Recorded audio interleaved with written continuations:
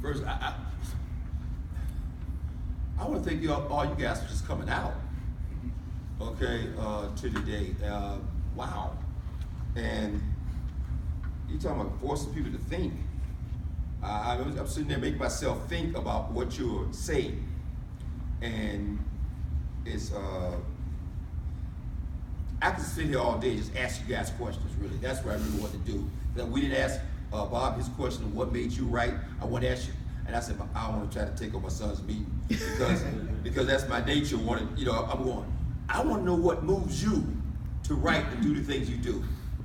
Because everybody has a different reason for why they start writing. So and I'm not a poet or a writer. I used to be, I would say, a poet. I wrote a lot. This first poem, real quick, let me stop. I'm looking at the date, Alex. It's 1982. Wow. Okay?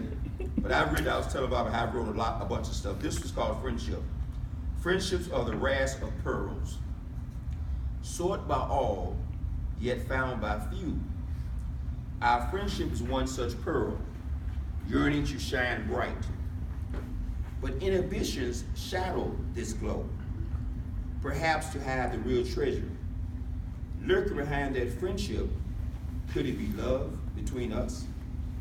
Trying to surface, we could search, but we may lose the pearl. And that is what we know we now possess. Maybe the pearl is treasure enough. That's it. This one I was inspired to write when I was 8 years old, so I know this was old. It's called The Room. I think Alice might have shared it with you before. It's a real simple one, but it's a humanitarian one I like to say. It says, it starts, 3 apes decided to take a walk. Then one ape began to talk. There's a rumor going around that can't be true. The rumor puts a bad reflection on me and you. I will tell you now, but please don't fuss. The rumor is the man descended from us. I know it's funny, because I laugh too, because a rumor like this can't be true. From forests and jungles of animals they steal, and many of these animals they decide to kill. This is what I ask you. Would a monkey cage an animal in a zoo? Would not travel so very far just to see someone else's war, and walk the streets with pipes of lead, beat each other over the head? I was 8 years old and wrote this now. I would not put a fence around my banana tree and force my neighbor to steal from me. These things a monkey wouldn't do. So this rumor just cannot be true.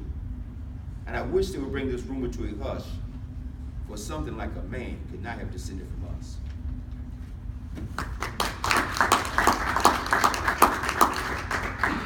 And then the last one I really don't want to read, but Alex insisted that I read it. And so I got to try to get through this. And this was recent, because I wrote this in 2007.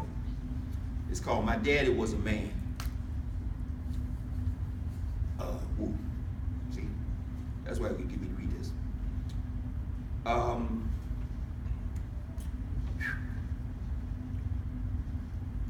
Okay. My daddy was a man. He was born at a time when you worked from sunup to sundown, when a penny was a penny and you didn't mess around. Maybe he did, maybe he didn't. As a black man, have a dream. We never really discussed it. Why did he join the Air Force's team? He returned to North Carolina, vowed never to fly again. And that's when his life with Margaret, his wife, began. You see, my daddy was a man. They soon had a house full of kids. Some people called them poor. They struggled, persevered. And then they adopted 2 more. Even today, that sounds so totally insane. He worked as he fed us all. I never heard him complain. You see, my daddy was a man. He worked 5, 6, and sometimes 7 days a week. I know he did. Yet I can't remember if I ever saw him sleep. His daddy gave him His daddy gave me my first basketball, my first football too.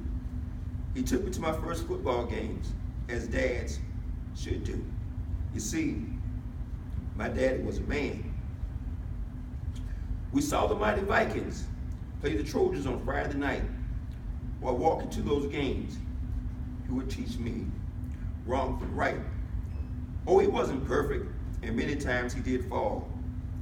I know he wondered if he would make it at all.